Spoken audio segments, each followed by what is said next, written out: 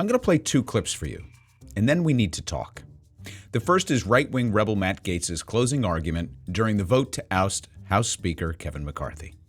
I take no lecture on asking patriotic Americans to weigh in and contribute to this fight from those who would grovel and bend knee for the lobbyists and special interests who own our leadership, who have, boo all you want, who have hollowed out this town and have borrowed against the future of our future generations. I'll be happy to fund my political operation through the work of hardworking Americans, $10 and $20 and $30 at a time, and you all keep showing up at the lobbyist fundraisers and see how that goes for you. I reserve.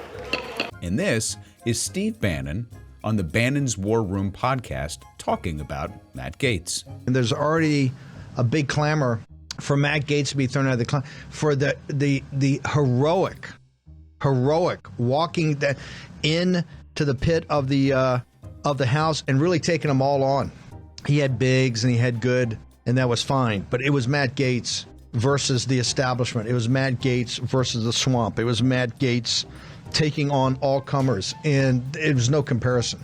The news channels, the pundit class, internet comments sections, pretty much everyone is trying to figure out the far right wing's endgame in the House of Representatives. But I think we're looking in the wrong place. UNFTR. When Newt Gingrich took over as Speaker of the House in 1995, it was a huge moment that we really don't appreciate these days. The last time the GOP held the House gavel prior to Gingrich was 1953 to 1955. They held it briefly from 47 to 49 as well, which was the first time they had it since 1931. The House was Democratic for most of the modern political era until Gingrich took over, and he set about changing the nature of not just Congress, but of the American people. He did so by entering into what he called a contract with America, a living, breathing GOP manifesto that aimed to shrink the size of government and restore conservative principles in the country. There were 10 promises that the GOP took as commandments. A balanced budget amendment, increasing instances of the death penalty and more funding for the prison industrial complex and police, prohibiting aid to young mothers to discourage welfare, broad-based cuts to all welfare programs, and implementation of work requirements, enforcing child support, incentivizing adoption, and more parental rights in education.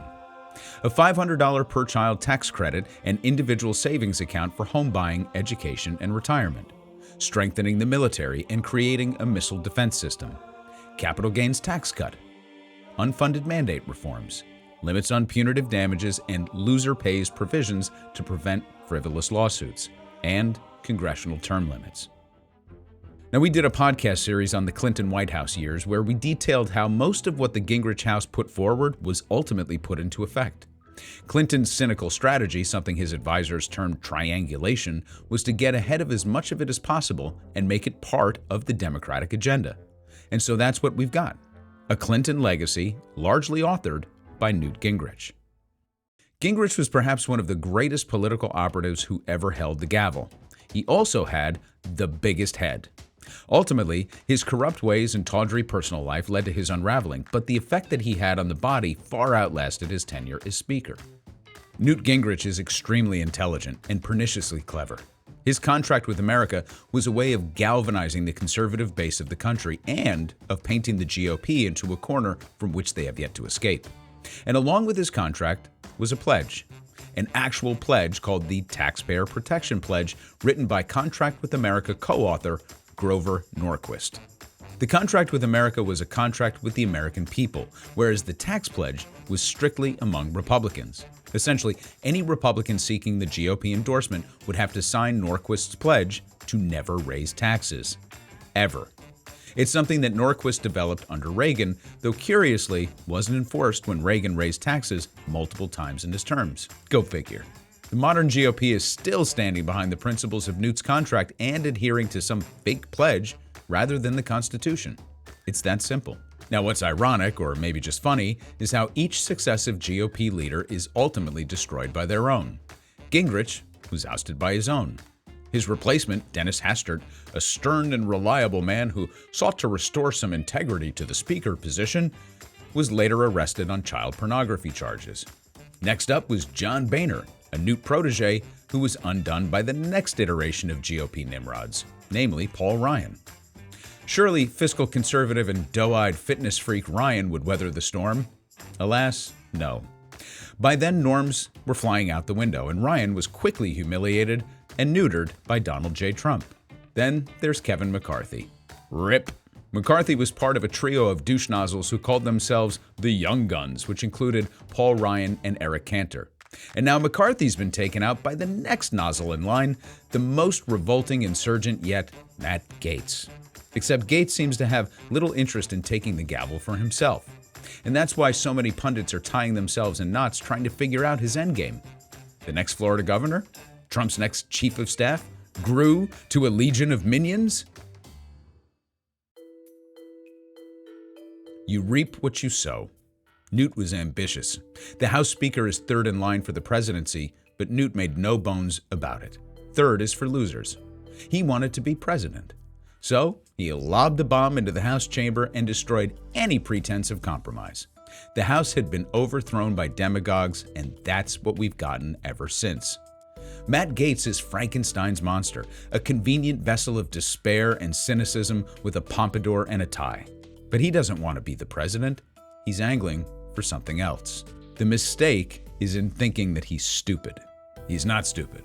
I've been watching him more closely in recent months. It's only when he's up against someone as skilled as Jamie Raskin that Gaetz finds himself on the defensive. But I've watched the way he channels populist talking points into legal arguments to take powerful figures to task. He's unapologetic, pugnacious, and sharp-tongued. He doesn't stumble, doesn't mince words. And if you're merely a casual observer, you might even appreciate some of his takes. He grilled General Mark Milley over the withdrawal from Afghanistan, confronted FBI Director Christopher Wray in a heated exchange, fought with the entire House over funding and debt relief to Ukraine, and so on and so on. In areas of the internet that you and I don't travel, on broadcasts we don't watch, and in circles we don't run in, Gaetz is going from buffoon to hero because there's literally no structure of power he won't quarrel with. He's calling out the military and the FBI. That's the purview of leftists. But ever since Donald Trump opened the door to question authority of the very levers that he himself controlled, the lunatic fringe has come rushing in behind him. And what scares me is Gaetz's lack of transparent ambition. He seems to be happy in the role of Lucifer's attack dog. So much so that I'm beginning to think that the chaos that he's sowing isn't a tactic. I think chaos is the endgame. And my proof is to look no further than his cozy alignment with Steve Bannon. Just like a cadre of evil libertarians spent 50-plus years building organizations, propaganda campaigns, and operations to steal power and promote disinformation, Steve Bannon is years ahead of the left and the right in finding ways to tear down the whole system. He almost did it once. Do you really think he stopped trying? I mean, this guy was inside the White House. He made it. He was there to see the machine from the inside. It was like getting the blueprint to the Death Star. No, there's something else going on here. Election deniers in key government positions, precinct captains and poll watchers enlisted by Bannon's war room. RFK Jr. is likely switching his affiliation to independent, leaving faith healer Marianne Williamson as the only opposition within the Democratic Party, and barely so. Cornel West virtually shut out of the conversation, but running. Biden decaying literally before our very eyes. No Labels contemplating a spoiler role with Joe Manchin making a third-party run. And Republican infighting bringing this legislative session to a grinding halt just weeks before another government funding confrontation. And we've got Democrats and progressives blithely taking it all in, thinking somehow Republican voters are going to blame Republicans for chaos on the House floor or a government shutdown. It's not going to happen. At the conclusion of our socialism series, when we talked about revolutionary conditions, a whole host of things have to be wrong at once to create the conditions for revolution. But it requires a catalyzing event to bring it forth and a revolutionary core ready and willing to seize power. Now remember also that capitalism is a way of coming to the rescue to avert a crisis that would imperil its ability to run the world. To wit, we have the establishment Democrats and moderate Republicans betting on capitalism with a series of spending bills designed to prop up the corporate class through a turbulent time. Republicans are hoping that the money doesn't impact the real economy in time for the next election, and Democrats are hoping that Biden's bottom-up and middle-out strategy takes hold just in time. So for one thing, frustrating the funding process by holding the government hostage pushes all of these investments back, and that could have real deleterious economic repercussions. But if you're Steve Bannon, you know that economic cataclysm isn't enough to tear down the establishment. No, he needs more than that. Thus, the election interference narrative. They have election deniers in place from precincts to governor seats. A chaotic ticket with Trump, Biden, RFK Jr., Manchin, and West all running on separate lines?